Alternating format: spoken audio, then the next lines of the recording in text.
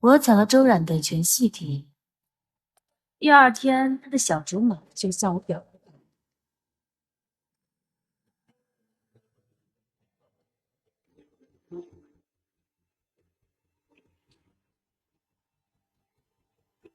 来到我的世界，和我一起做茶声好吗？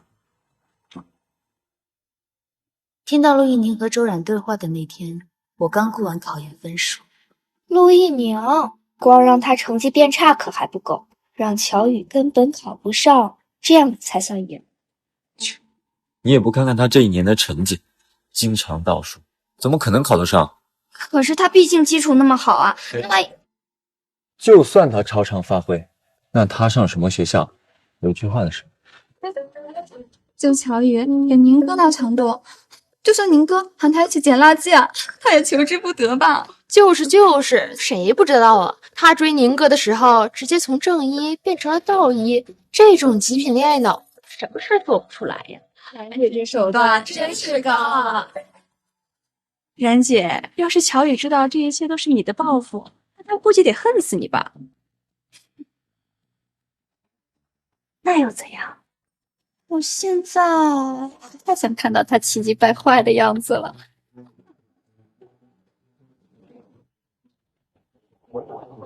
周冉，你错了，能得陆一宁这样大美人的机会，可是你亲手送给我的。这一年陪你们玩得很开心，但前程太重，我就不奉陪了。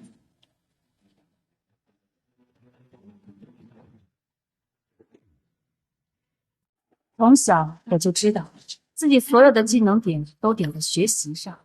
别人背好久的课文，我一遍就能倒背如流；知识点一点最通，难题信手拈来。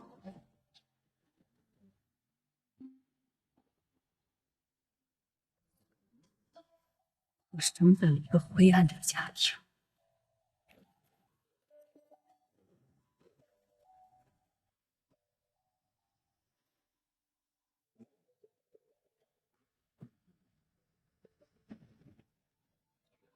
他妈的就知道写卷。我不是让你滚出去打工补贴家用吗？我已经打工回来了。你有时间你给我多打几份工。个赔家伙！那你成天就知道在我们家里边白吃白用。我已经把钱都给你了，你想怎么样啊？还个顶嘴呢？啊！我让你，你别走，闭嘴！我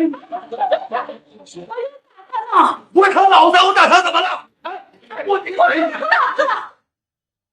你别打脸呐！我还指望他以后嫁个好人，换彩礼钱呢。一点儿子都不活。对，你最好给老子卖个好的价钱，要不然老子打死你！好了，这是晦气。宝贝，快去把新衣服鞋子换上，妈妈带你出去玩。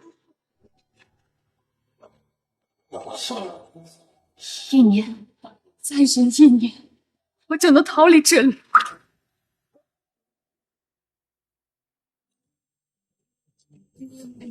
可是这个时候，陆一宁意外的出现。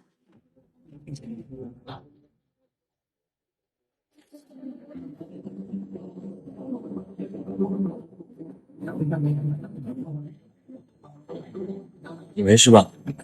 要不我送你去医务室吧。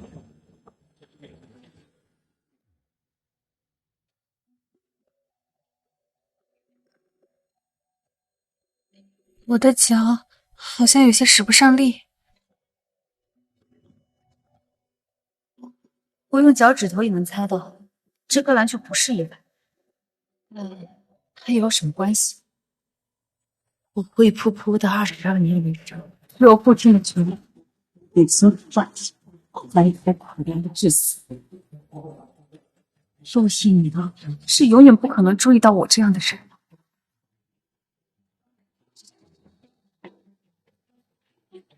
要不要我送你去医务室？书中自有黄金屋，屋中自有颜如玉。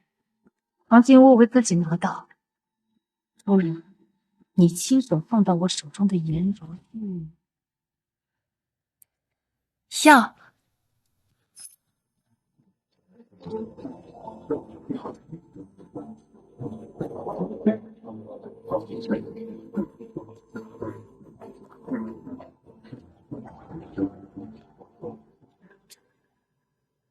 这之后，我欣然享受着陆一鸣的每一次刻意的泄露。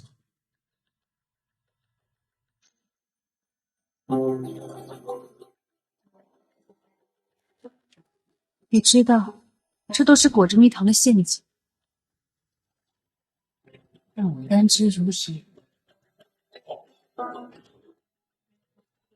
他为我驻足的时间越来越长，看向我的目光也越来越火热。我知道，他们蓄谋已久的那一刻就要到来了。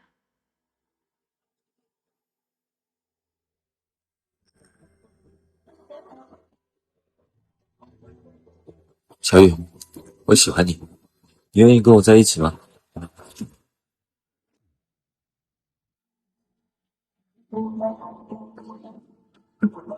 我愿意。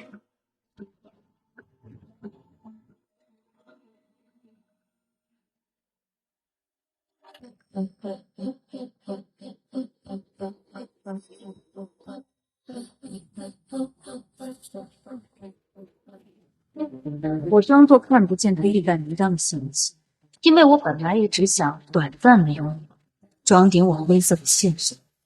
他应该也很快就会结束这个报复游戏，当众甩了我，替他的小青梅出气。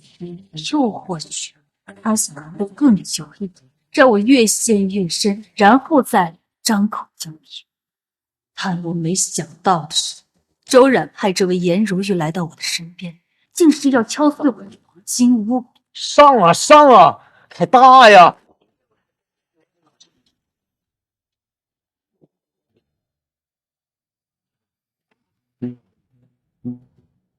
你怎么了？你为什么跟我在一起的时候还在写试卷？那我不做了。觉得我们差距太大了，我不想这样。那你觉得怎么样才好？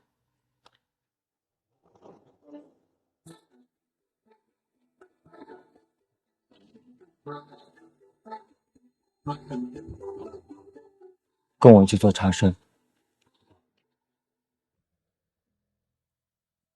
小雨，别考了，我们永远在一起。这一刻，我极力掩饰内心的狂喜。周冉，原来你想要的是这个。这就是你想要的。对，小雨，答应我，好吧？原来周冉还是没死心，以前逼我让出第一位素，现在也改用美人计了。周冉，你干什么？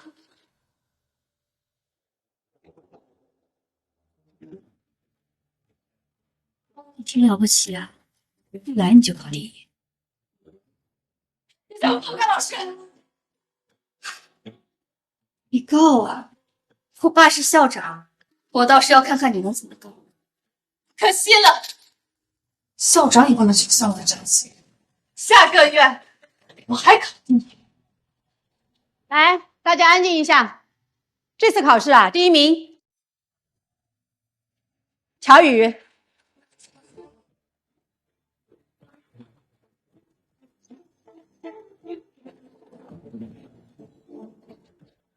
挨打而已，我的日常。你在想什么呢？你不答应我，就不是真心喜欢我。我答应你。不过，啊？我知道陆一宁不可能真心喜欢我，在这之前，我也不敢有出格举动，怕他逆反，叫停这场游戏。可是现在，他想要我放弃人生，那他做出交换，当然是合理且必要的，不是吗？不肯，那算了，我去上自习了。哎，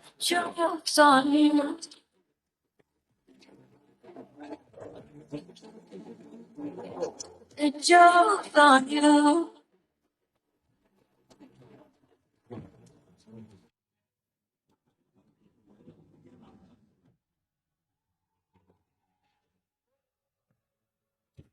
好雨，上天当真不负你。这次考试，全系第1名，周冉。谢谢老师。乔宇，你最近每天上课都打瞌睡，还好几次旷课被抓，到底怎么回事？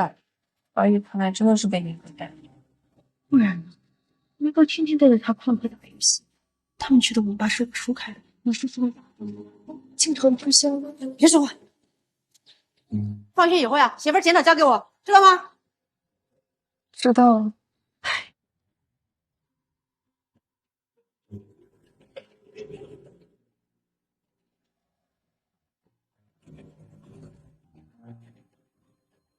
我该去领取什么奖励？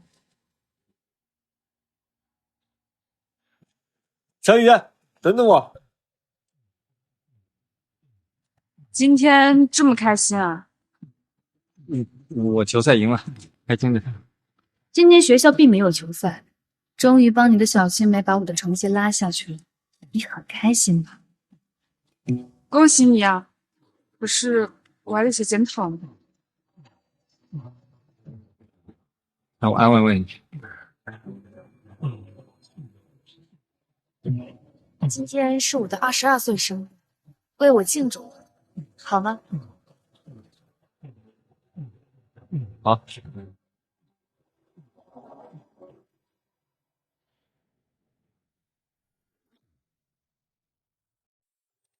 每一个女孩子都该拥有自己想要的人生。生日快乐！而我，聪明又勇敢的乔宇，从22岁的第一天开始践行。男人总喜欢一名女人会对自己的第一个男人念念不忘，可我却在深刻的实践中认识到，男人才是更容易对自己第一个亲密接触的女人食髓知味的。他们通常称她为白月光。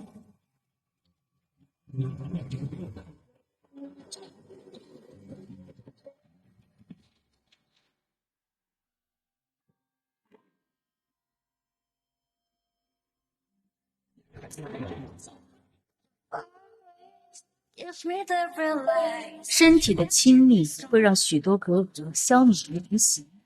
陆一宁没有意识到自己不自觉间的亲密，更没有意识到他已经将我归为超出他和周冉原本计划之外的内人领域。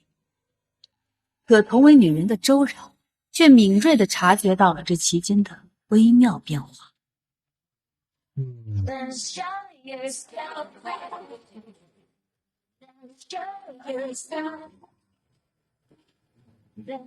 又不是没见了人，我去打球，等我一起吃晚饭。哦。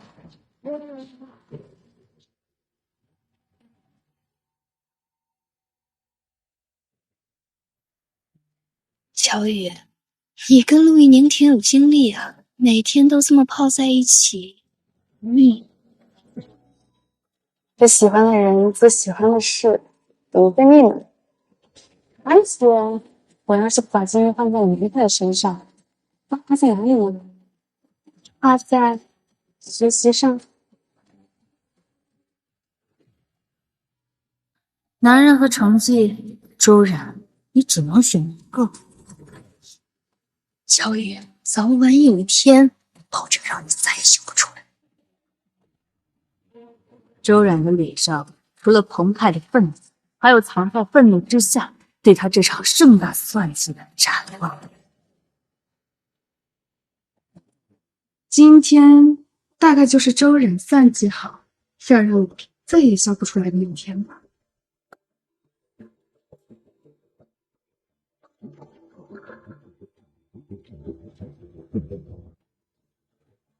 魏宁，都好久没有跟我一起喝了。等他填完志愿之后，我就赶紧把他踹了。之前可是答应过你的，只要你帮我毁了那个贱人。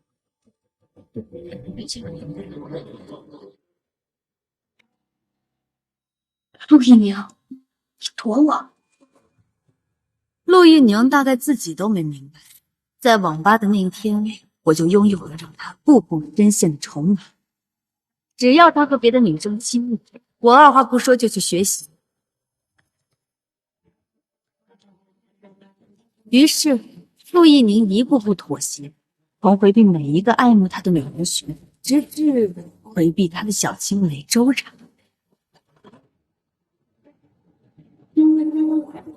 而我也投桃报李，稳坐排名榜倒数。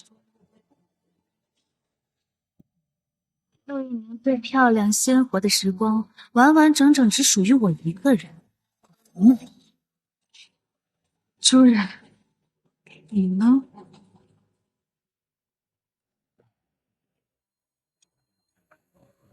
之前乔宇在的时候，你躲我也就算了，现在他不在，你还一副为他守节的样子。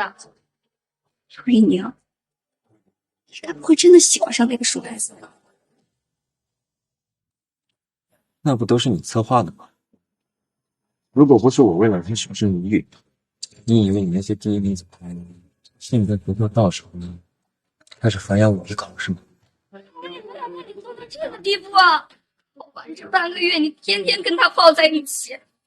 陆一宁，你真的以为我不知道你在说些什么吗？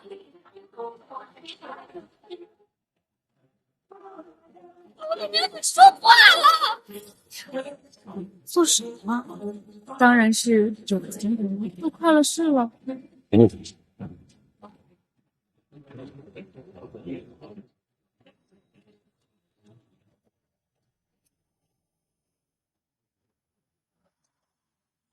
陆一鸣很喜欢深吻，他接吻的时候总是喜欢先轻咬对方嘴角，像啮齿动物一样一点点猛咬摩挲，一直磨到你心里。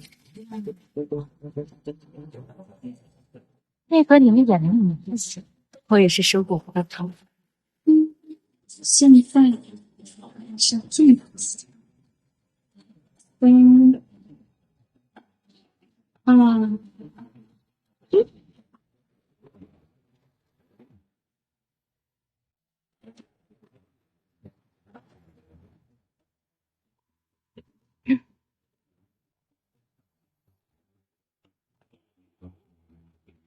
咋这么晚了？不是说好今天统一查分吗？时间还早啊，这人不齐也不奇怪啊。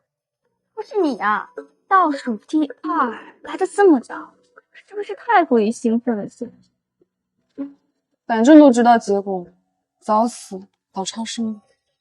看来这一年一路下坠的成绩，已经让你很习惯了嘛。听说你估分400多，可能是全系第一。你的校长爸爸一定很开心吧，所以才把我们叫来一起查分，来为你人生的高光时刻做个见证。嫉妒你就直说啊。哎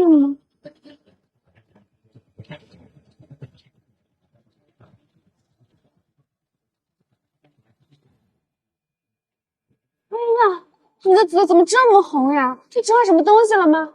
来，快！收音机架到那边啊！直播信号调整好了没有？还有那个收音，赶紧确认一下设备啊！快！你们还愣着干什么？赶紧快进去坐啊！马上主持人就开分了。原来校长不仅要我们见证周冉的荣耀时刻，还要直播给所有人看。何宇，我说过，总有一天我会让你在我心里。9点之后，你就好好的看着我是怎么把你狠狠的宰在脚下呀！场面比我想的还要大，我也更加期待了。小雨，9点，我们先去坐下。好。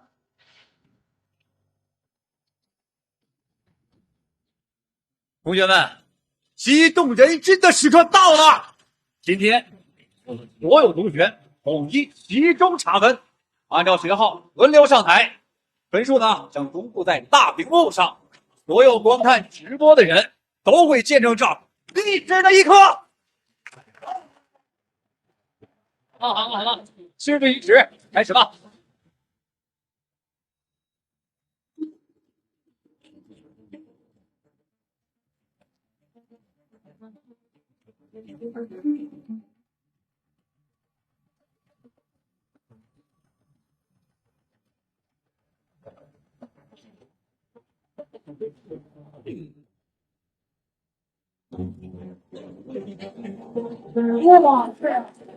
404，哇！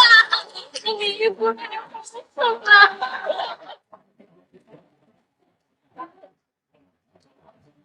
大家，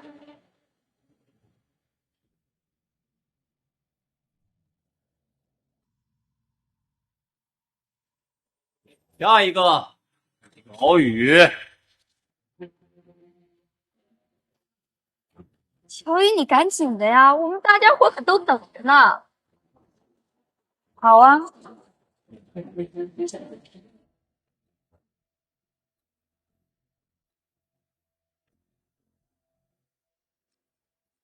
乔宇，你也别太难过了，大专也没什么不好的，虽然师资差，但他学费贵啊。虽然说他就业难，但他环境也差呀。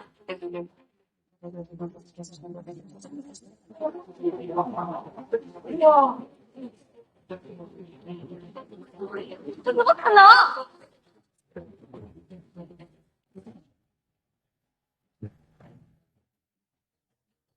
这绝对不可能！谁这世界更说霸的了？请问哪位是乔宇同学？我是清北大学招生办的。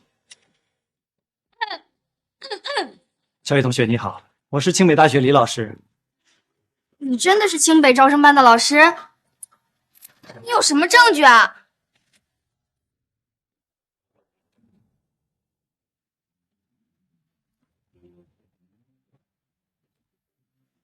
这种事情怎么好作假呢？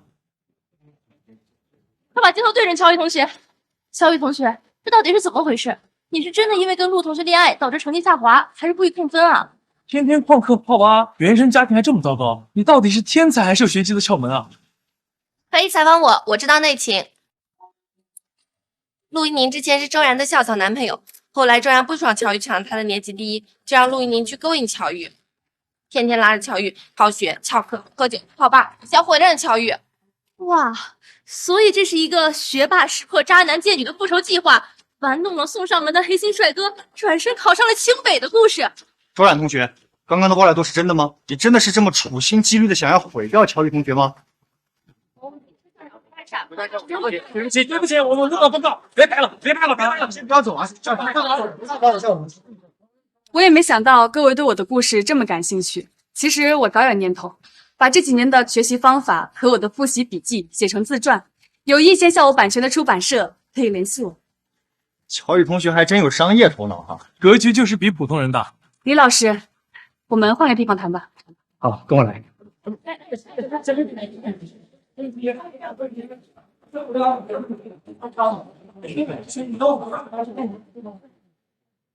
乔宇，我有话跟你说。乔宇，乔宇，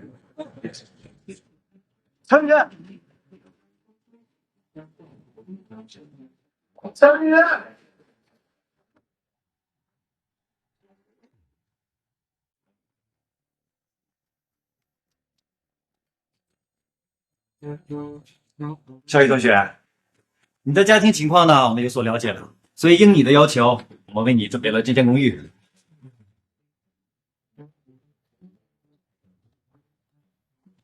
在你入学之前，你可以随意使用。我们还为你购置了笔记本电脑，作为你的开学礼物。谢谢李老师，我们学校见喽！开学见。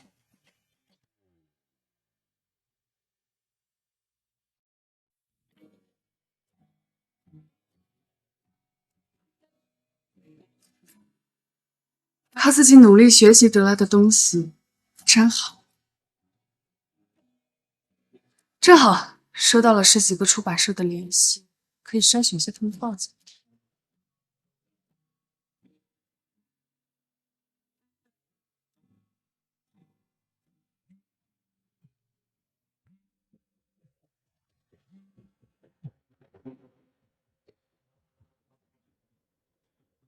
喂，进来。喂，哎，小雨，我是爸爸。哎，你这次有没有奖学金啊？奖学金有啊，起码50万了。而且还有很多出版社抢着要跟我签合同，让我写自传，版权费嘛，至少又有100万呢。哎，哎姐，这下得给我买一台好电脑了。就知道电脑，家里有很多东西要置办。这乔家是我亲啊，又是你让我咋为着？以后乔家在我这儿可是要横着走的。麻烦问问乔宇同学什么时候回家？我们盼着给你们一家做专访呢。哎，小雨，你什么时候回来呢？记者们还等着采访呢。你赶紧回来，妈妈给你做一个庆功宴。回家？回什么家呀？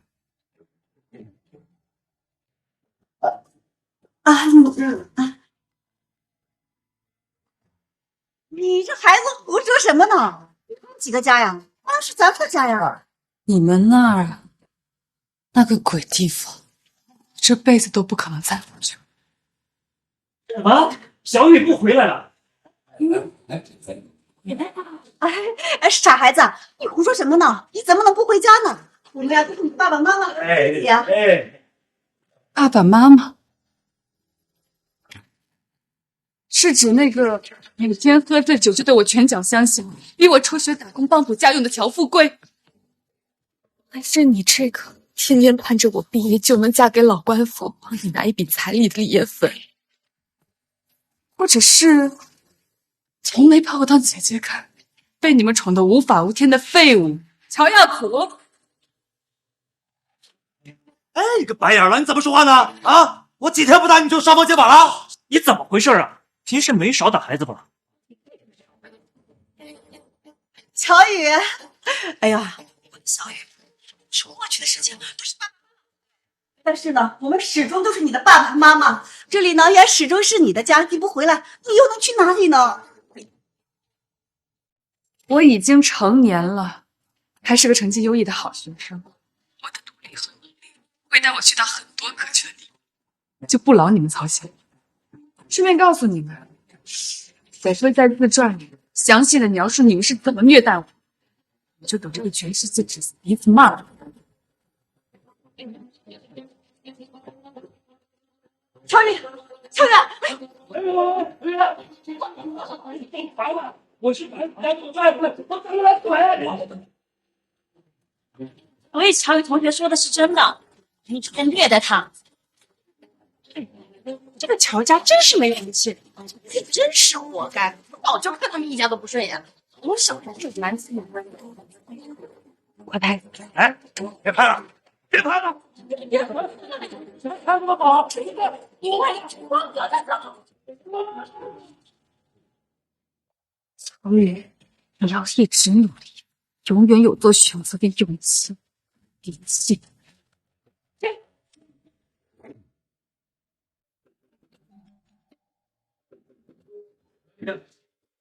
我乔宇，开门。乔宇，我想了很多办法才知道你在哪，我想见你一面。我累了，开门好吗？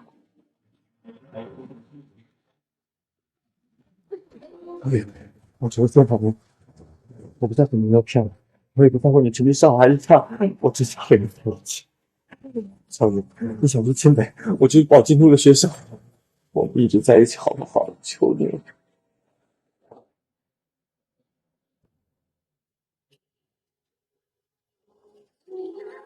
但周冉不会生气呀，你的毒可是多呀。听到了，我不是那样的，乔宇，我之前不认识你，也不了解你，为了周冉一急就印下那个毒，现在我后悔了，真的后悔了。我开始慢慢了解自己的心，喜欢你，真的好喜欢你。前的事我们就让它过去，好不好？重新开始。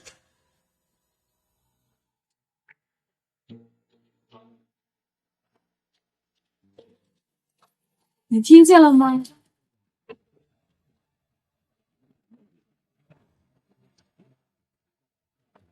周然，你听见了吗？周然。你以为你这样就能赢了我吗？我告诉你，你也别得意的太早了。你考上清北又能怎么样？像你这样的蝼蚁，我有的是办法赢你。还有陆一宁，因为你和这个贱人还有可能吗？我告诉你，小雨其实他早就知道，他一开始就知道我的计划，他根本就是利用你来报复我。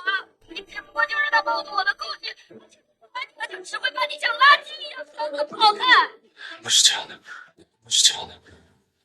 都听清楚了吗？我知道，你相信。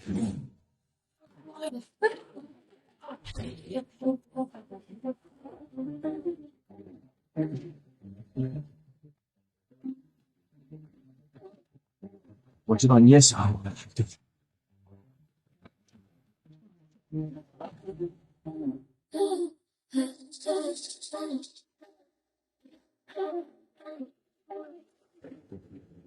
世上的伤，怎么回事？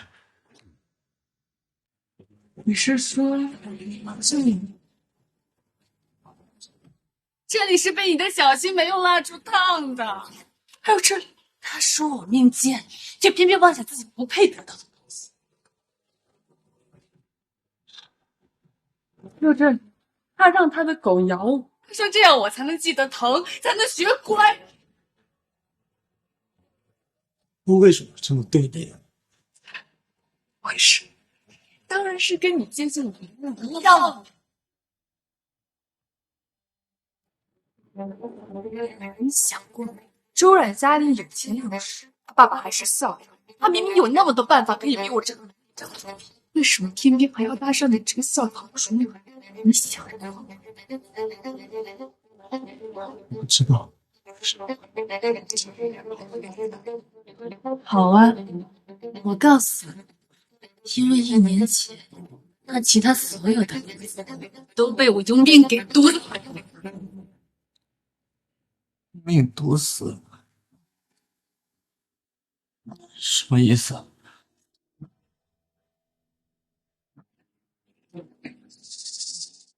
陆一宁，准备好重新认识我。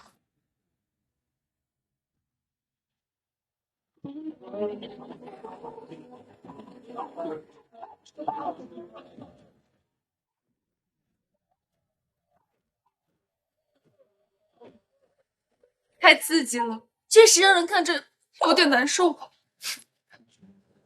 小雨，你别这么惊讶，这一次是我主动认真的。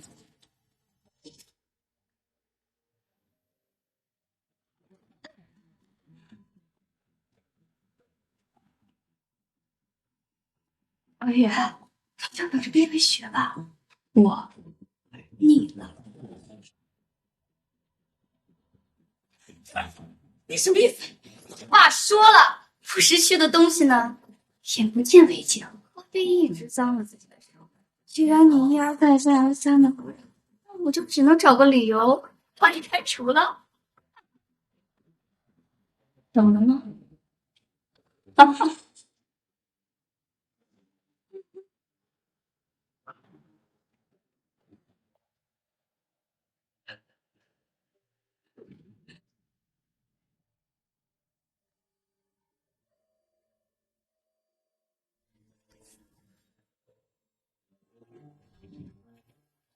你看，穷人的生活就是这些。我忍耐了这么多年，心甘情愿的爱周然，只不过是想好好学习，求你这样出人。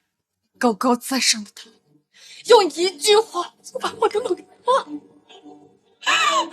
告诉了人民，我要逼周然再动一次手。为了激怒周冉，逼他出手，那一次考试我全力发挥，一下子超了他40分。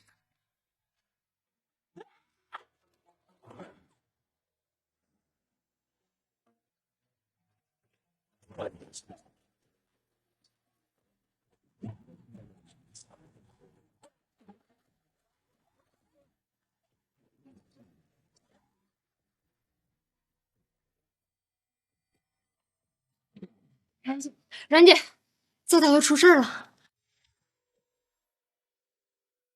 真晦气！明天我就让我爸开除了。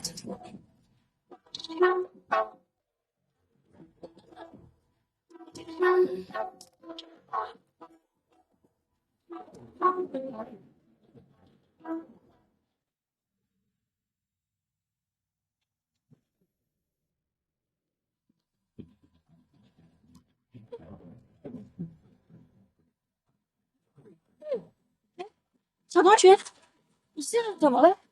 你是被抢劫了吗？阿姨，求求你救救我！我这就帮你打120。不要，我可以自己去医院。我想要的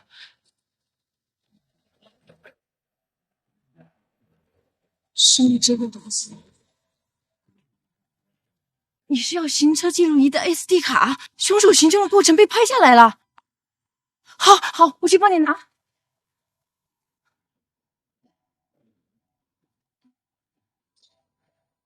哎，我想多问一句，打你的凶手你认识吗？我看你的样子是学生，你被伤成这样，你们学校不管吗？你告诉阿姨，伤你的凶手是谁啊？是我们学校校长的女儿。周校长的女儿。小同学，我很同情你，但是周校长在我们这个小地方手眼通天，抱歉，我不能冒这个风险，对不起。没关系的，阿姨，我理解你。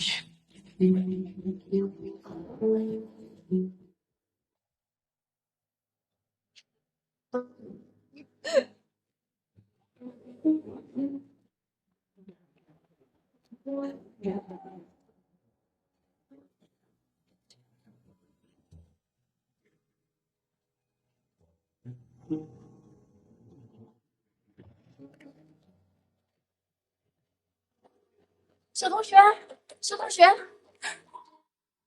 我也有个女儿，拿着吧，救自己。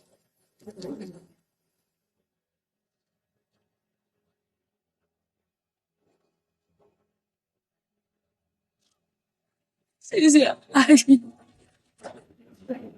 谢谢。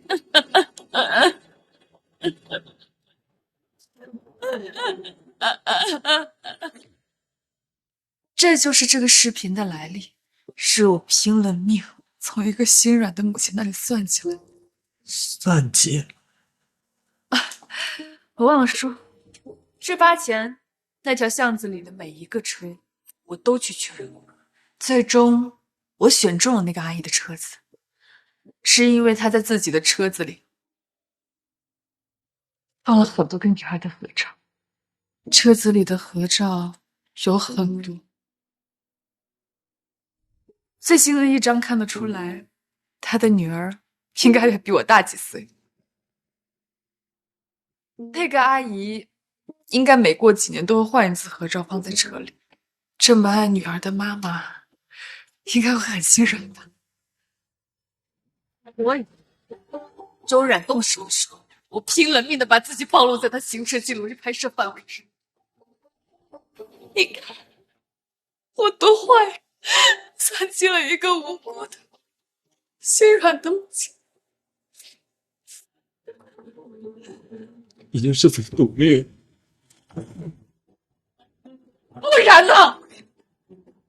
不然呢？我们这样的人，除了命还有什么？好在上天虽然不曾偏爱，但他还是被我这股狠劲给吓住了。之后就很简单了，行车记录仪拍下了周冉动手的全过程。我告诉他，如果他再动手，如果我被退学，那这个视频就会出现在每一个网站上面的身份。可是你不怕吗？那种视频发出来，你也会毁了你自己的。你个周然的反应果然一模一样，但是人跟人是不一样的。我敢烂在泥里，他敢吗？你们这样的人敢吗？他不敢，可他又不甘心，所以他把你送到我身边。可这些我都不知道。我当然知道周远的暴行和你无关，否则和施暴者的同伙谈恋爱，很恶心，不是？那我们是不是？跟你周周围那一样无耻恶毒。所以你刚才为什么要愤怒呢？周冉说的没错呀，我就是要报复他。凭什么要受害者受困一生，施暴者却能活得潇洒畅快？我就是要亲手夺走他在乎的一切，财名、爱情、前途，亲手把他送进监狱，让他在里面的每一分每一秒都记着。扇过的每一个巴掌，留下的每一道伤痕，是跌倒轮回，是最有真的。而你，就是我报复的工具之一。你真的从来没有喜欢过我吗？当然，我喜欢过你的脸，喜欢过你的身体，可唯独没有喜欢过你这个人，一分一厘都没有。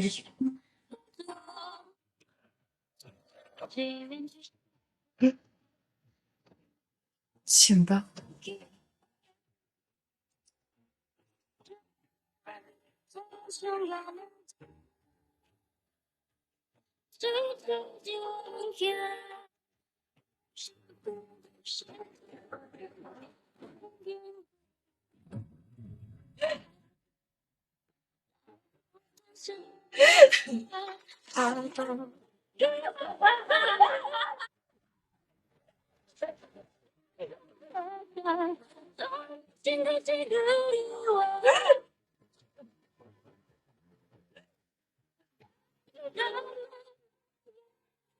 周然，你放屁了！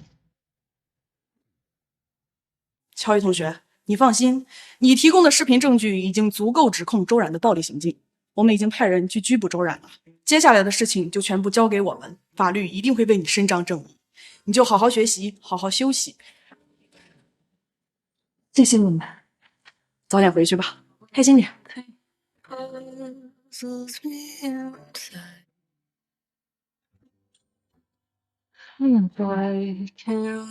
乔宇，如果从此人生不再风雨肆虐，你会选择做个好人吧？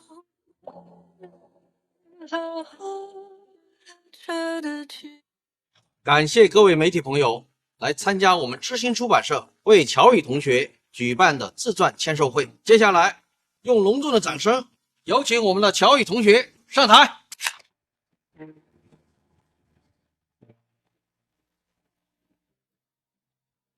大家好，我是乔宇，感谢各位来为我捧场。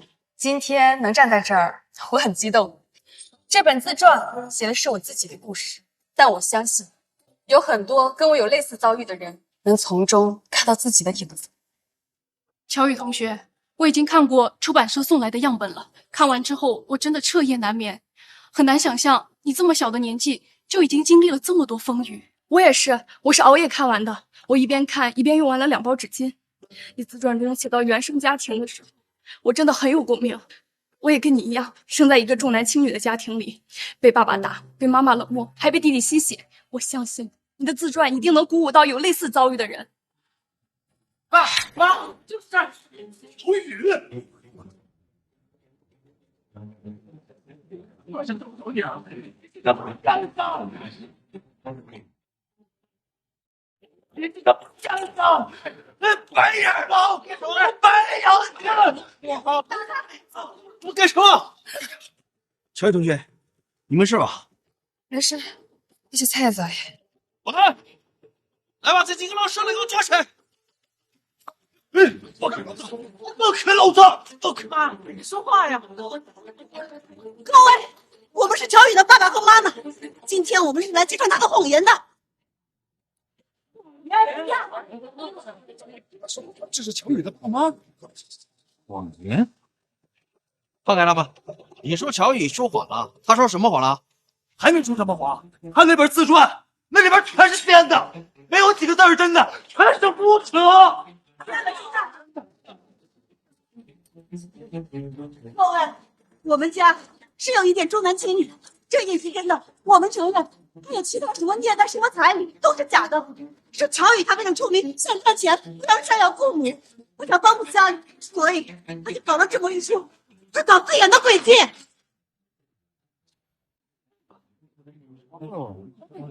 这是个没良心的白眼狼，我们太了解了，我们就是啊，姐，你发达了也不能不认爸妈呀。为什么要在自传里面编造谎言说他们虐待你呢？你就这么恨我们吗？我们可是一家人啊！这是女大的风流啊！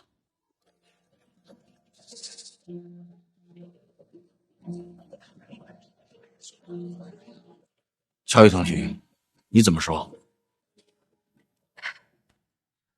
我的想法很简单，凡事都要讲证据。我在自传里将我打工仔生活费的流水，我爸殴打我的夜伤，还有我妈要拿我换彩礼钱的微信聊天记录，全都罗列了出来。他们说我是在撒谎，总得拿出点证据吧。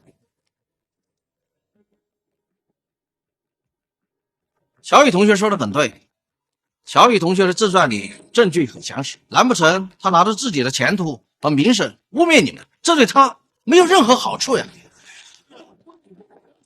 当然有，我有举证。好，乔宇同学，你意下如何？有证据当然要拿出来给大家看看。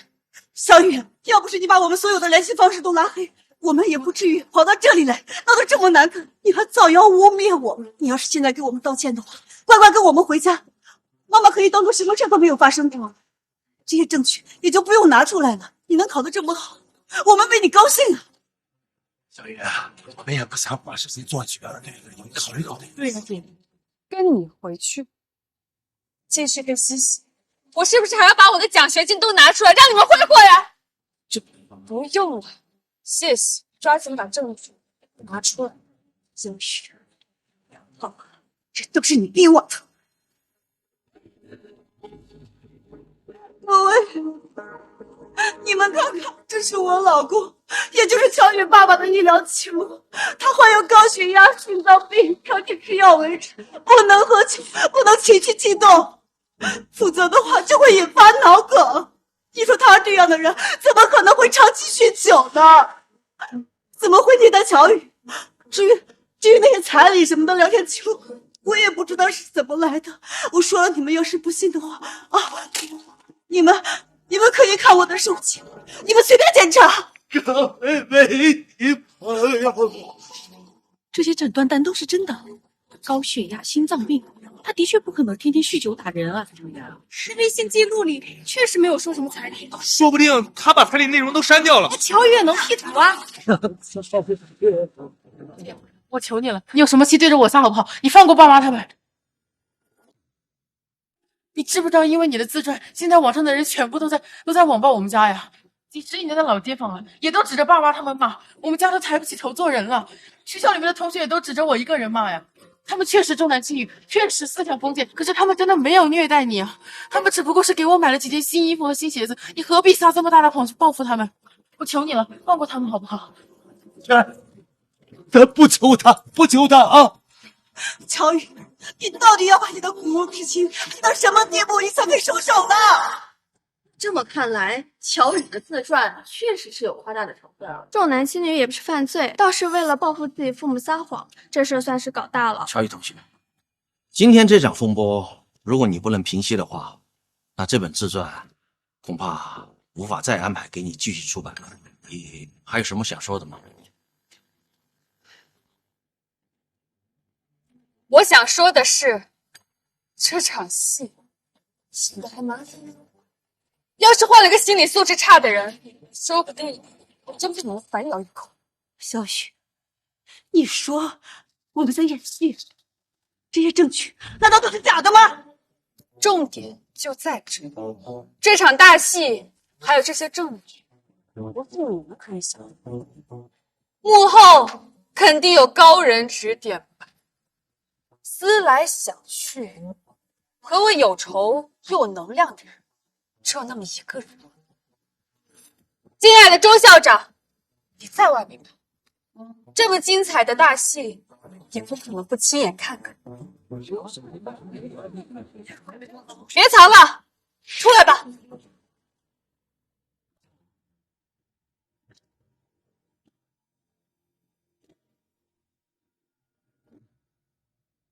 还真是周校长。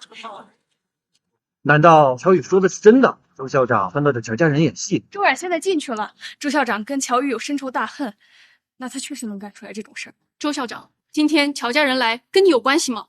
我确实提供了一些帮助。那就是打击放话，这乔家人真狠心，为了恶心女儿，居然和虐待女儿的凶手勾搭上了。各位稍安勿躁，还请听我说两句。诚然，我女儿周冉深深的伤害了乔宇，为此，她已经接受了司法的制裁，这是我作为父亲的失职啊。但也正因为如此，我作为校长不能够再失职了。乔宇是一位前途光明的年轻人，我不愿意看到他行差踏错呀。在知道了乔家人的遭遇之后，这才决定帮助他，其目的就是为了让乔宇回头是岸。乔宇这个小屁孩，居然想利用我对付他没心没肺的爸妈，害我女儿坐牢，还有耍我的手。今天都要跟你一并算清楚。各位，抛开我的立场不谈，乔家人是拿出了切实证据的。大家看看这些诊疗单，我想试问各位，一位高血压、心脏病的患者，怎么可能会天天酗酒打人呢？这就是不折不扣的谎言。从这里来说，确实不是没有可能。这些诊疗单都是我院长朋友帮忙看的，任谁都看不出端倪。如果乔宇这一点不撒谎的话，那说明他其他方面也有可能撒谎。看看吧，我还是相信我们的女学霸。爸，你说你高血压、心脏病，不可能酗酒打我啊？对呀，有问题吗？这。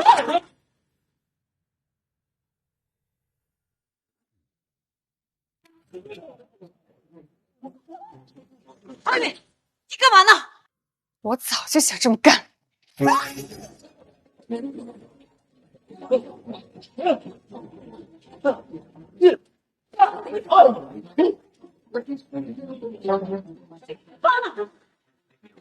妈的，给人脸了我！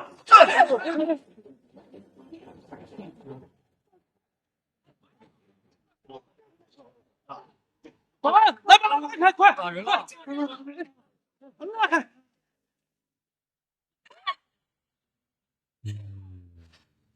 你是高血压、心脏病和动路健康的呀。这个精气神可不像心脏病、高血压患者。我老婆他是吃了药来的。哎呀，周校长，你说对了呀！不瞒各位啊，我刚吃完药，我现在就有点不舒服。哎呀，老婆，我刚刚只是为了过把瘾才打了几个巴掌。我自传里的内容到底有没有撒谎？大家看了这个视频，自然清了。最好别老在麦上。小雨，你竟然在家里偷拍，你不要脸吧！我只是在我自己的房间里安了个摄像头，这算什么偷拍？这些年来，这个摄像头记录了你们对我的全部报喜。我本来是怕在成年之前被你们打得半死不活的时候，可以用这个摄像头里的内容报警求助，跟你们断绝联系后，我还想将这些视频用来报复。不想让全世界亲眼看到你们是有多么我姐无耻。我之所以一直不公布，不是为了你们，只是不想吓到大家。但是多亏你们今天，我才下定决心，只有将你们放心动这一种，才能起到更大的警示作用。一切都水落石出了，请你们马上离开，不要干扰我们的签售会。哎，别想走，干脆今天的所作所为我们都会曝光的。朱校长，现在你承认你是帮着乔家人替乔宇同学打的炮？乔先生，乔宇同学的视频中，你明明白白在喝酒。那么你高血压、心脏病的诊疗单，谁帮你伪造的？不一样，不一样！别开了，别开了，让开，让开！哎，够了！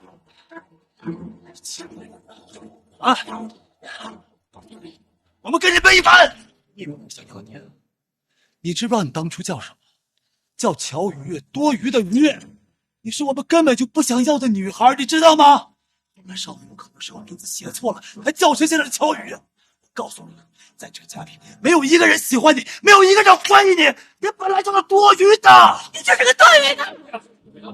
把你养大上，你考上状元，那就应该感恩戴德，你就应该孝敬父母。问你，你还想要什么？太过分了！太过分了！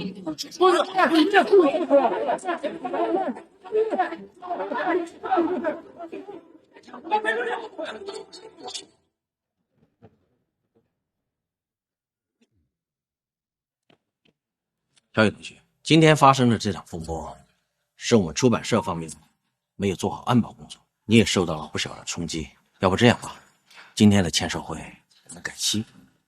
今天啊，咱们就踏踏实实的吃顿状元宴，给你压压惊，好吧？你们言重了，我没事的。签售会可以如常继续。真的吗？你一会儿可是要通过网络发表演讲，这场演讲会估计会有几百万人观看。我可以，我很肯定。明白，我马上安排，带乔宇同学下去整理一下。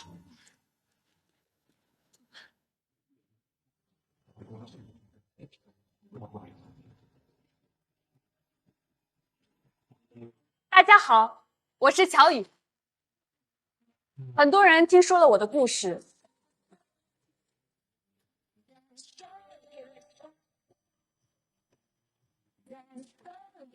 如虹，如果周围的一切都在那这里往下沉，请记住，要坚强，做自己的人，将雷震在脚下变成踏板。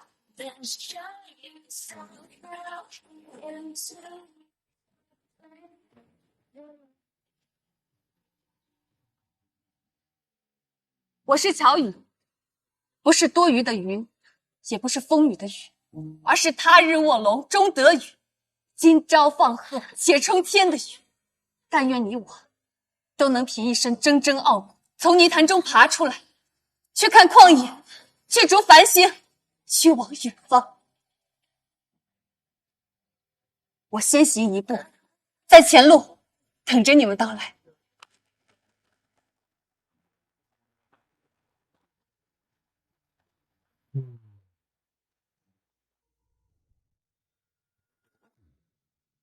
乔宇同学，你的演讲真是太精彩了，刚刚的收看人数超过了1000万了，你的自传肯定大卖。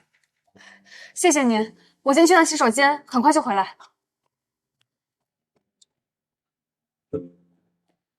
等等，果然是你，我没认错。我没想打扰你，我只是想远远的看着。刚开始的时候，我还总想着，随着时间过去，再强烈的情绪也会消散。我和你之间，或许还有机会。可刚刚看到你应对周校长和你家人惹起的风波，还有你那场精彩的演讲，我明白了，你是天上的飞鸟，也应该回到自己的高山。像我这样的人，我只让你回头。很文艺，但我更喜欢务实。这张卡里有2万块钱，是我跟你在一起的时候我所有的花费。和你在一起这1年，我的很多花销都是你出的，多得我不用节衣缩食，不用谨小慎微，可以专心学习。哦不，是可以偷偷的专心学习。现在我要还给你了。不用，谈恋爱我花钱应该的。陆一年，别误会，我把这个钱给你，并不是觉得我欠你。当初我只是提前预支了自己能力的成本，如今我来为自己兑现了。这笔钱是还给过去那个弱小无助的。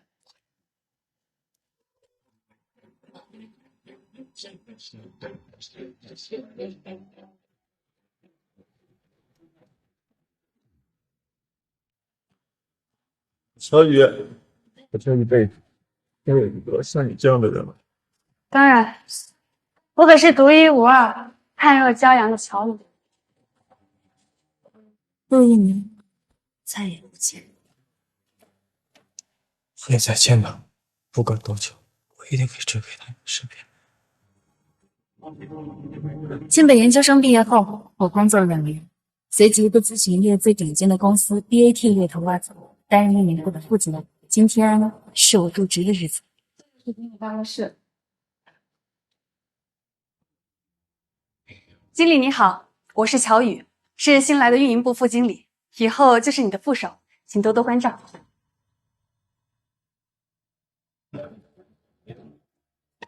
不要啦。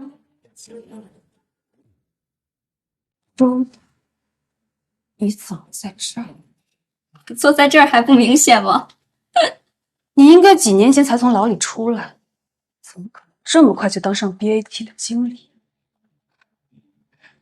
在 BAT 里，你爸也有关系，所以现在你明白我们之间的差距了吗？只有蝼蚁，它才需要一步一步的往上爬，而我，就算是被你害得进了监狱，可是到头来还是骑在了你的头上。周然，你坐在我的位置上做什么？没什么，我就是跟新来的乔副经理开开玩笑。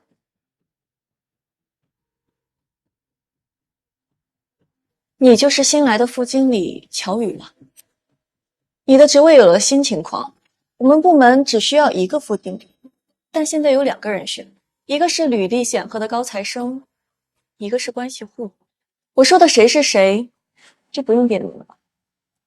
经过高层商议决定，对你们2人进行为期1个月的考察，正好公司在争取拿下旭日集团高达1亿元的合作，所以1个月内你们俩谁能拿下旭日，谁就留下。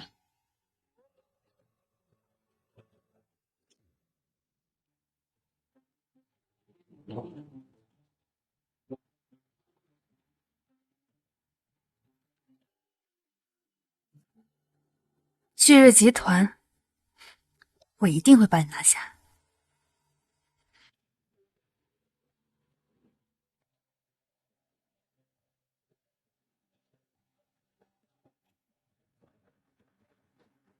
这就是我提案的全部内容，请张总补正。乔副经理，作为旭日集团这个重点项目的负责人，我呢就不管你讲。你这个提案非常出色，我认为很有可能中标。我会马上把你的提案上交到公司高层，进行下一步惩罚。太好了，张总，我一定不会辜负您的信任。张总，您看看这个。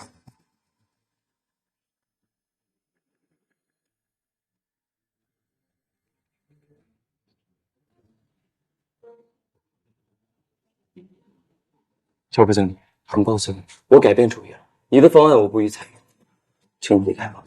张总，这是为什么？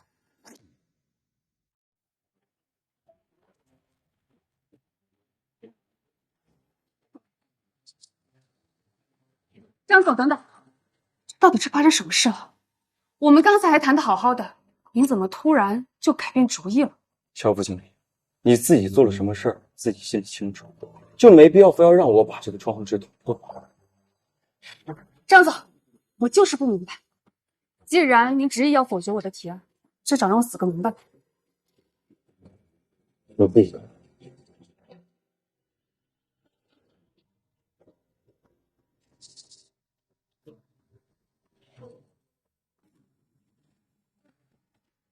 突然，真是一点长进都没有。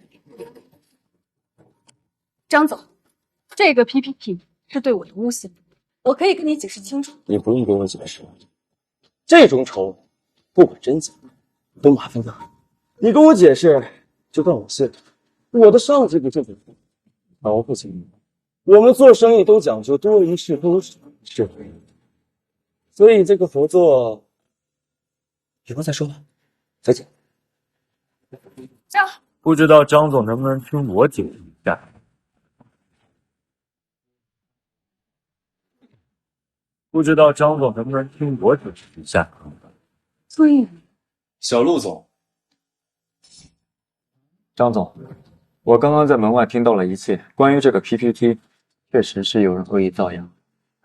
我和乔副经理也算是旧相识了，以他的人品和能力，你可以完全信任。我用我的信誉为他做担保。只有小陆总做担保，那就不同了。那这样，乔副经理，你的提案我照常给他落藏成功。不过 PPT 的事情还是要尽快销售影响。张总您放心，今天之内我一定让这个 PPT 销毁。那你们先聊，我走了。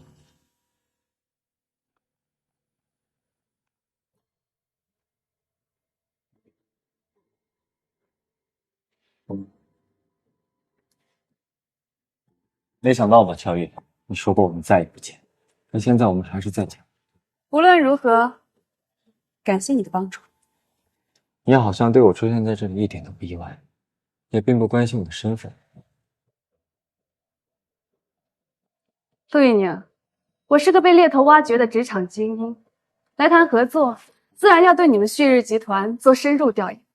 调研的时候我就查过了，你们旭日集团里面有个董事姓陆，眉目跟你相似，于是我就顺藤摸瓜查了一下你们旭日集团近期的动态，早就知道你在旭日营销部当副总。你既然想跟旭日合作，怎么没想到跟我攀关系呢？攀不上，你爸很理智，你在旭日的话语权没那么大，我又何必做多余的事呢？你还是那个那么精明，那么出色。当然。那这个黄瑶应该也不需要我帮助吧？不用。说起来，我也得赶紧回去处理这件事。再见。小雨，我希望你能顺利中标，我们以后合作愉快。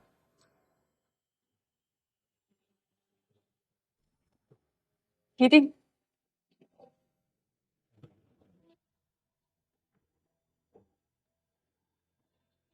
又一年，你等了4年，可一定要沉住气。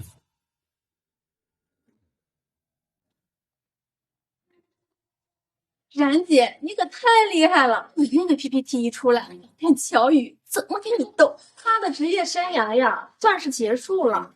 我们副经理的位置肯定是冉姐的。副经理算什么？我来这 PAT 是为了当总监的。是。那我可得给周总监送上一份升职大礼。你找死！多少岁了，还是这些手段，能不能有一点长进？你有什么证据证明是我做的？证据？我需要证据证明是你做的。你是不是还没搞明白？现在不是学校，而是社会了。你什么意思？周然，你造我黄瑶只是捕风捉影，可你因为对我施暴而蹲过班房，那是铁证如山。周大小姐是不是想全公司？是全行业都知道你光辉的过去啊！你猜全行业上上下下这么多人，要是知道有一个不学无术的老板坐在办公室里跟他们谈合作，他们会怎么想？乔宇，乔宇，别忘了，你要是敢揭发我，你也会遭遇你们丢脸的过去的。我只是有被你欺负的过去，但这从不丢人，凭什么让受害者被畏心虚？该受到谴责的应该是施暴者才对啊！周冉，要玩小手段就玩得高明一点，不要让我一下子就抓住痛脚。1小时之内，我要你弄的这个黄谣 PPT 消失，再让我看到有在传播，那你的光辉过去 PPT 就会立刻警报全网。你们两个给我去工作，还有，去给我买杯咖啡。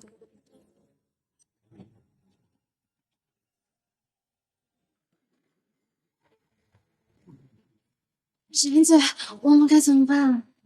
要不我们从社会上找个朋友去弄他？你们两个猪头要干嘛干嘛去！那我们就给他们咖啡喝。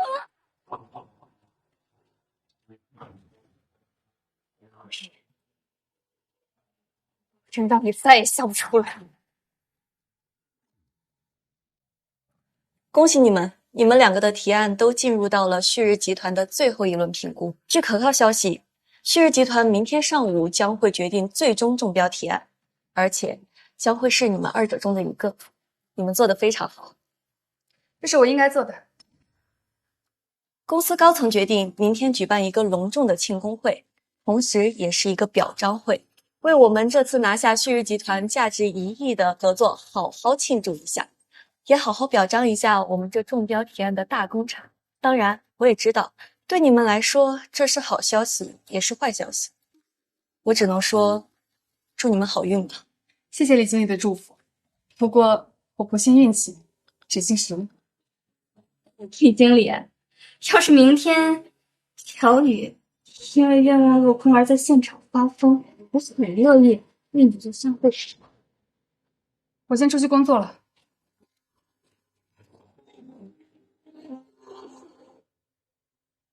我先走了。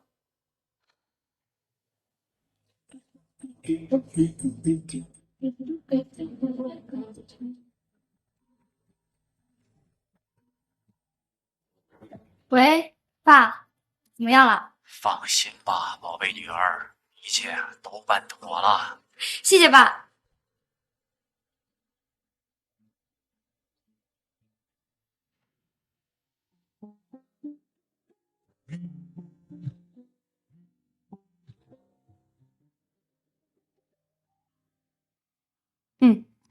您放心，一切都在掌握之中。一定。明天庆功宴会见分晓。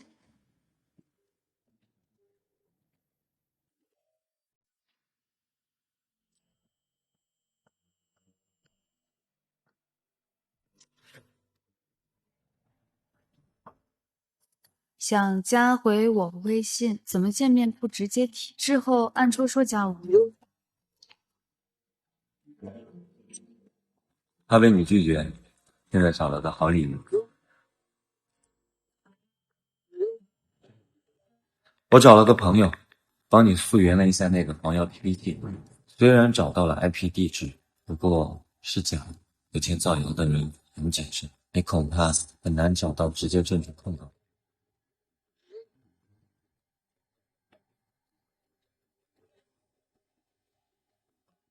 无所谓，已经解决了。不过还是谢谢你。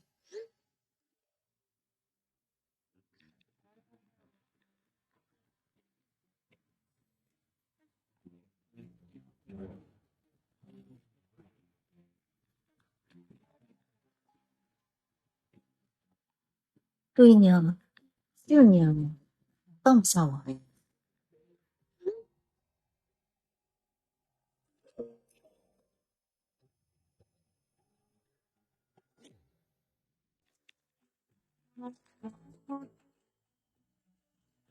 现在没空儿女情长，明天是决定去留的庆功宴，很重要。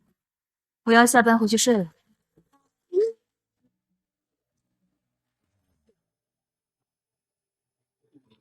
时间过得真快，陆一娘，再也不见。会再见的，不管多久。我一定会再回到你身边。爸，我要上镜，我想去旭日，你帮帮我。就你这王八，还想进集团？做梦！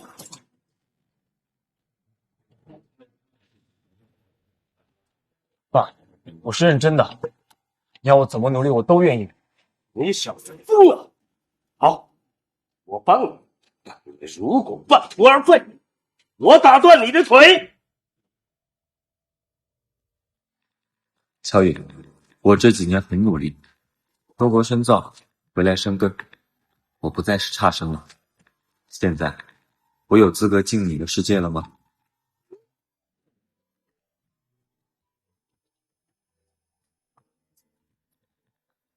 你的履历我看过了，欢迎来到优等生的世界。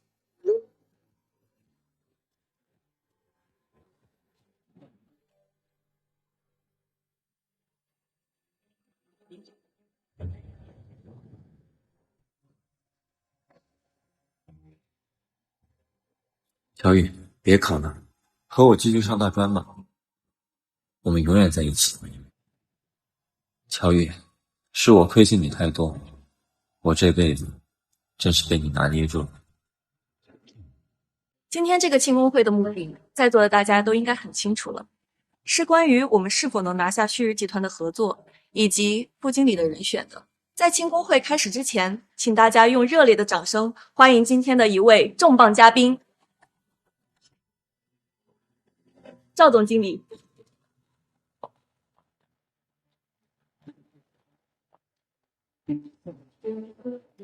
赵总竟然亲自来，看来公司很看重这个合作啊！说不是呢，董事长病休1年，赵总已经是一把手，看赵总进度很快，也就是时间问题。非常感谢各位的热烈欢迎啊！今天我很高兴，因为今天是我们的 BAT 拿下旭日合作这件事情，基本上已经是板上钉钉的事情了。这可是个大事儿啊，离不开在座各位的努力。不过与此同时呢，我也很痛心，因为今天也是决定2位优秀的年轻人去留的日子，错过谁都是厉害。很可惜啊，公司暂时无法提供更多的管理岗位，而2位年轻人呢，也不应该屈就。所以呢，今天就让我们用实力来说话。赵总，旭日的结果应该马上就会通知过来。好。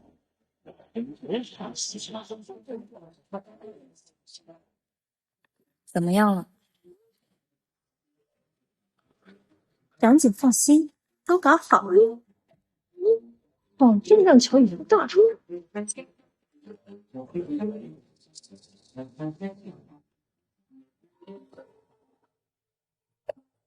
赵总，旭日集团的电话打过来了。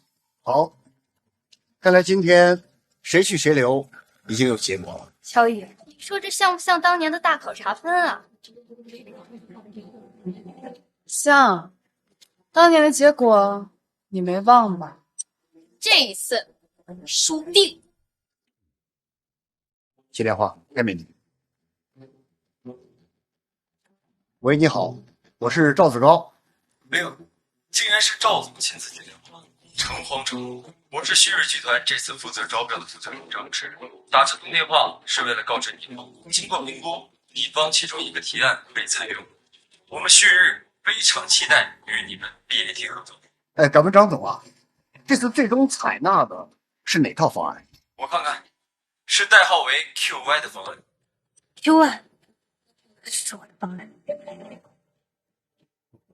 QY 那是谁的方案？这题怎么样？我们不知道，高层肯定知道。好，那谢谢你们，之后我们保持联系。哎呀，看来已经是尘埃落定了。QY 的项目中标，其负责人是我们公司的大功臣，顺理成章的应该成为部门副经理。让我们恭喜 QY 的项目组。周然还是输了。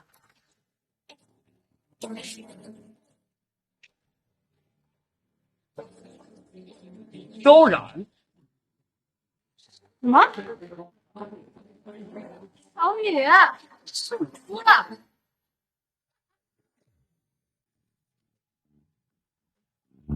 张总，你负责的中标结果出来了？出来了，小陆总，你这么关心是因为乔副经理吧？算是吧。所以都有哪个方案中了？QY，那就是乔宇的方案，太好了。是啊，我也知道这个方案是乔副经理提案。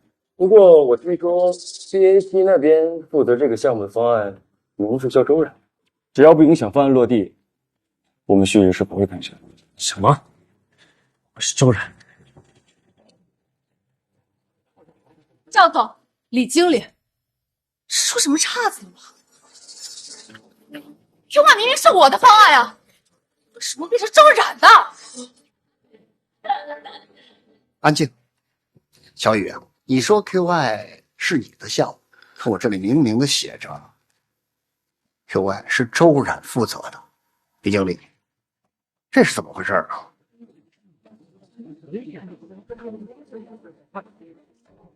赵总，我已经很明白的跟你说过了，我不愿意配合你撒这个谎。提案是乔宇的，但你却将功劳归功给周冉，我也没有办法。你还真是不识抬举啊！这就是为什么这么多年来，以你的能力，还是一个小小的运营部经理，你说你为着护着一个小小的副经理，搭上自己的前途，知道吗？原来如此，周冉，你是赵总的关系户啊？什么？还真是乔宇的方案被周冉偷了？太离谱了！原来周冉真的是赵总的关系户。那明明只是他的踏板啊！吵什么？行了，既然事已至此，也没必要装了。小雨，你立刻收拾东西，你被开除了。周冉，这是你设的局。这场竞争上的一开始就是你想杀我的兄弟。乔宇，我都跟你说了，现在不是象牙塔，不是之前考试那么简单啦。赵总是我的亲姨丈，这个小小的副经理之位，如果不是因为你想要，我才懒得来呢。我就是要让你知道，无论你有多努力、多优秀，可是最终还是要被我骑在头上。是不是啊，姨丈？哎呀，我呀最疼你这个外甥女了。乔宇这个不识趣的东西，他之前敢欺负你，你想耍耍他，姨丈自然会帮你的。你放心，只要我放出话去，以后整个行业内没人敢来用。以后啊，在 BAT 跟着姨丈，保证要多得分，要你得有。你们这么猖狂，是把 BAT 当自己私产了吗？赵总，你不过是公司的总经理，甚至还没入董事会。你想没想过，今天的事要是被 BAT 的董事长知道，你要怎么办？今天这个事儿，谁敢捅到董事长那去？董事长他现在正在病休，谁打扰他了？小雨，你看到了吧？没有人愿意帮你，就你一个小小的员工，我看你能拿我一丈怎么办呀？那不会是。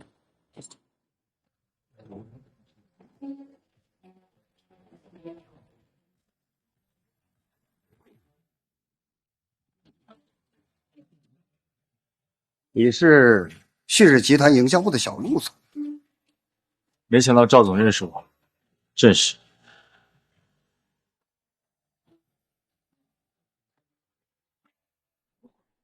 赵总，您刚刚跟周冉说的话我都听到了，我跟你开门见山吧。关于此次你们中标的 QY 方案，我很清楚是乔副经理做的，但你们却将之后的对接人换成周冉。关于周冉的过去一清二楚，他是绝对没有能力承接此次方案的。作为旭日集团方，我很怀疑你们这么做的理由，也担心你们这么做会损害我们旭日集团的利益。如果你们再不做出纠正，我会将此次事件汇报给旭日集团董事会，让他们取消合作。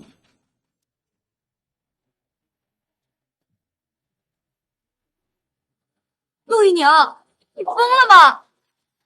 当年乔宇利用完你就一脚把你踹了，现在你还帮着他。小陆总，太冲动了吧？你知不知道你这么做会对我们双方造成多大的影响？我很清楚我在做什么，在做正确的事。我早就该做的正确的事。1个亿的合作，好，好啊！既然小陆总把话说到这份上，那我明白了。我相信赵总会做出正确的决定。哎，所以我决定，就算是这合作黄了，也绝对不让乔宇这货给留下来。什么？赵总，你知不知道你在说什么？赵总，这可是1个亿的合作，你身为公司的总经理，竟然为了维护周冉这个外甥女，给公司造成这么大的损失，这可是严重的偷食啊！乔宇啊，公司的损失跟我有什么关系呢？你不是也知道吗 ？BAT 不是我的个人资产，就算是这次合作黄了，我一看到保收啊，我担心什么呢？倒是你，因为这个合作把你这个祸根留下来了，那我这个总经理颜面何存呢？我以后还怎么控制公司上下呀？赵总，好城府。小雨，还有你，马上给我滚！你要是觉得不服我的决定，你也可以滚。我们 BAT 缺人才。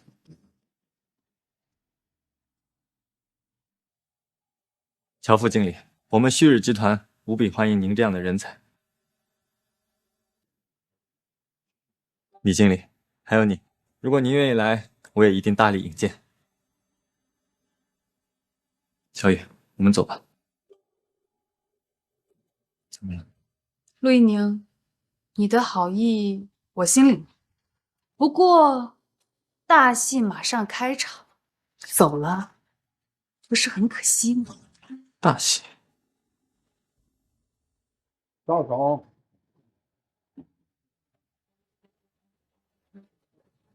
好大的官威啊！哎呀，董事长，你怎么突然在后面？哎，快走走，董事长。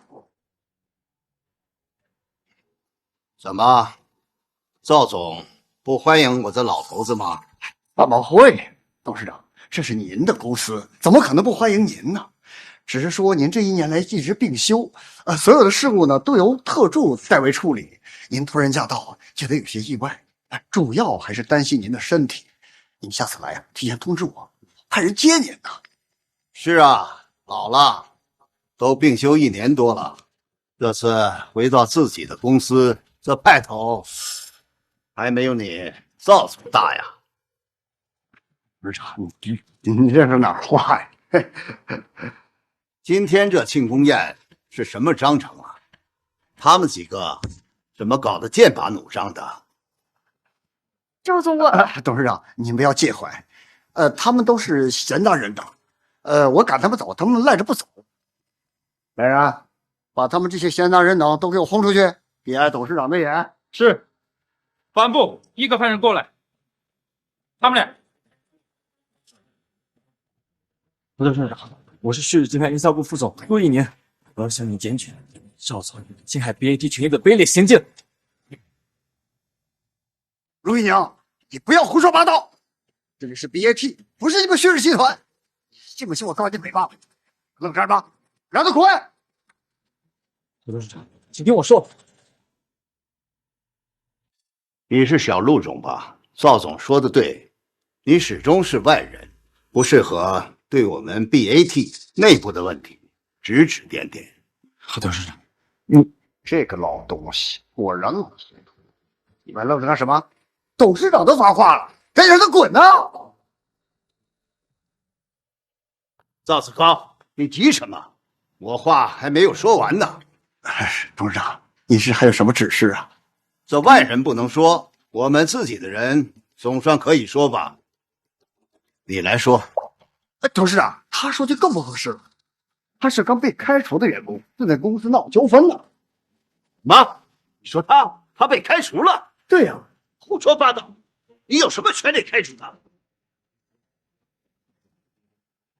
乔特助，难道你没有和赵总自我介绍吗？你可是我派来的代表啊！真巧了。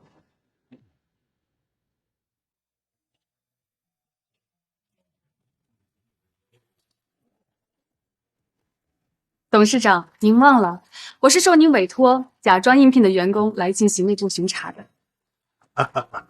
对，你看我啊，还有这么一件事的嘛。我可能是老糊涂了。小雨是来内部巡查的，当然不能自我介绍了。现在巡查告一段落，我也可以重新介绍一下我自己。大家好，我是乔雨，是董事长的特助。过去1年，我一直作为董事长的代表处理公务。今天初次见面，日后还请多多关照。你就是那位神秘特助啊？乔宇，你怎么会是 BAT 董事长的特助？乔宇，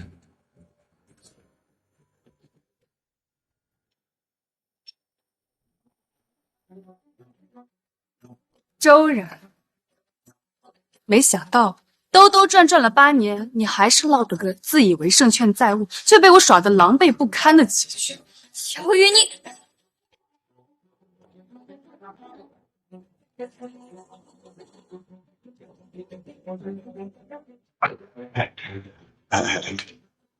小特助，你看之前我们有诸多的误会，要不然今天晚上我做东，咱们好好的化解化解。赵总客气了，巡查结束，当务之急理应是向董事长汇报结果。说说吧，乔宇，这次巡查过程当中都发现了什么？我发现，公司总经理赵子高在公司内部横行霸道、无法无天，已经不适宜继续留任。当真？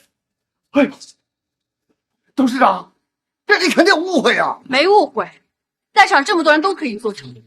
你是怎么为了将周冉这个外甥女安插进公司，欺压员工、侵吞员工功劳、损害公司利益？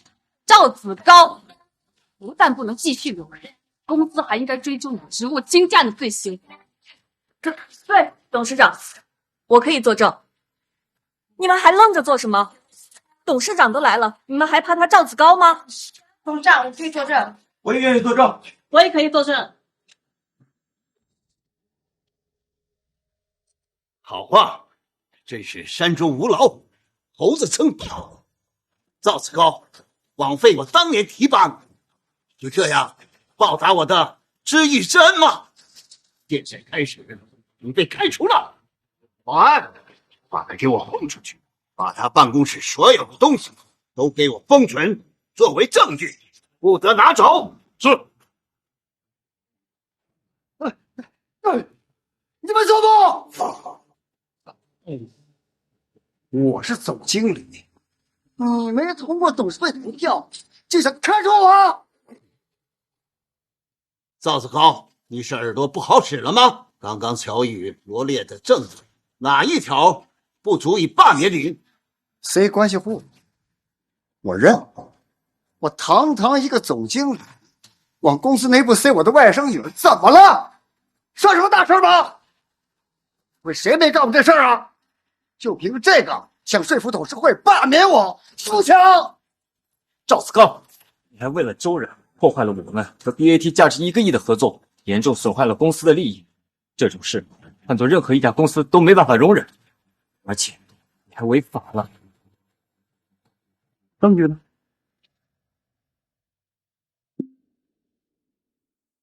我们都是人证。你们几个都跟乔伊有关系，而且有利益勾结的嫌疑。就凭你们几个所谓人证，给我扣这么大顶帽子，你们懂法吗？好啊，赵子高，你很猖狂啊！乔宇，你说我们现在该怎么做？董事长，您放心，我有证据。刚刚赵子高在这个办公室里的一切言都已经被我录下来了。乔宇，你少说大话！这青龙宴的会场是我的心腹员工安排的，你想趁人不注意往里放一个什么摄像头偷拍，想唬我？你的修行还不够。这倒是真的，在庆功宴开始之前，我还为此苦恼了一阵。我说你们拿我没办法吧？小冉，你放心，一仗不会那么容易被他们摆平的。我话还没说完，是我没能提前安排好摄像头，不过我也的确拿到了视频证据。赵总如果觉得我是在虚张声势，那不妨自己直接看看。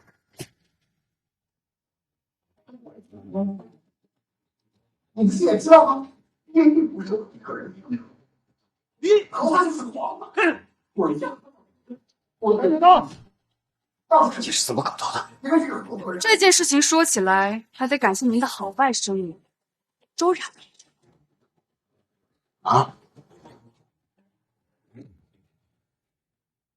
周冉，干什么？一正，还是我来替他说吧。周冉，他让自己的2个跟班偷偷安了摄像头，将刚刚庆功宴的过程全都直播了出去。他的本意应该是想将我被他抢了功劳、歇斯底里的样子直播出去，好报当年大考我害他在直播中丢人的仇。不过，他没想到的是，我不是一个普通的小员工，而是董事长的特助。同时，我也在暗中观察他和他2个跟班的动态，于是发现了这个直播，所以就轻而易举的得到了这个能指证一事。医生，我不是故意的，我这个是范小鱼的废物。董事长，刚刚收到消息，董事会一致同意开除赵子高，并追究他渎职、职务侵占。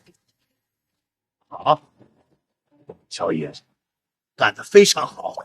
保安，动手，把赵子高、周冉还有他的随从全都给我滚出去！我们都是他了，我不想失业。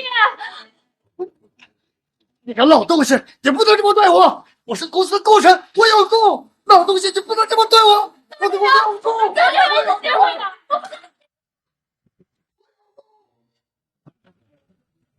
小心！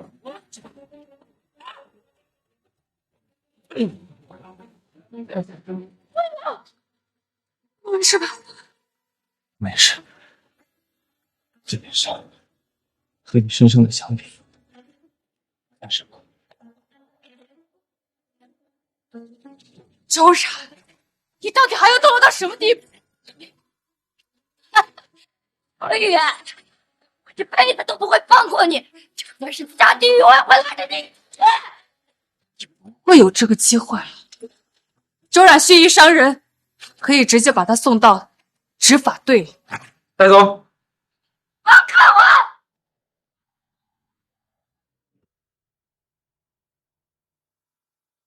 各位，这次乔宇是立了大功。乔宇啊，如果这次没有你的话，恐怕 BNT 真的会被赵子高这狼心狗肺的贼人给败了。我是您的特助，这都是我的分内事。不过，这次巡查也有意外收获。哦，面对赵子高的威逼利诱，李经理依旧不卑不亢。加上这1个月我的观察，我很肯定，他是一个有原则、有魄力的好员工。一个部门经理的职位，谁去采购？好啊，有你的举荐，李经理，我会通知门市部门，提升你为分公司总经理，学习锻炼几年，假以时日，说不定你就可以取代赵子高这个位置了。是啊，谢谢董事长，我一定不会辜负您的期待。乔宇，哦不，乔特助，我更应该谢谢你。李经理，这是你应得的。你妈妈果然把你教得很好。什么？您认识我妈妈？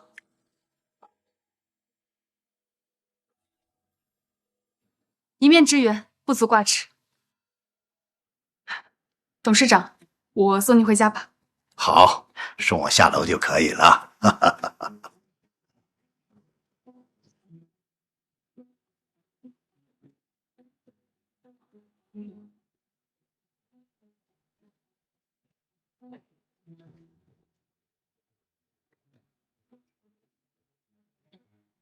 曹特助，我回去工作了，有什么需要的联系我。好。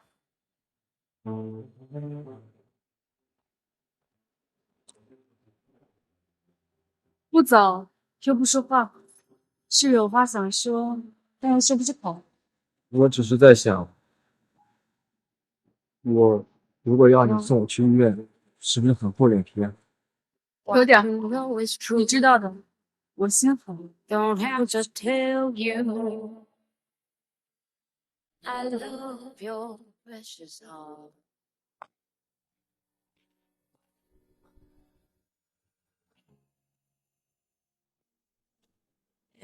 敢上车吗？这次换你来到我的世界。为什么不敢？情路漫长，何必急着做选择？乔宇，你只管享受人生。